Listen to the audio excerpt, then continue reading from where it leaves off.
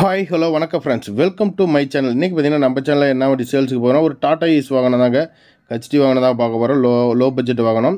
இந்த வண்டியோட registration number பார்த்தீங்கன்னா TN23BT0715 அப்படின்னு தான் வண்டியோட ரிஜிஸ்ட்ரேஷன் நம்பர்.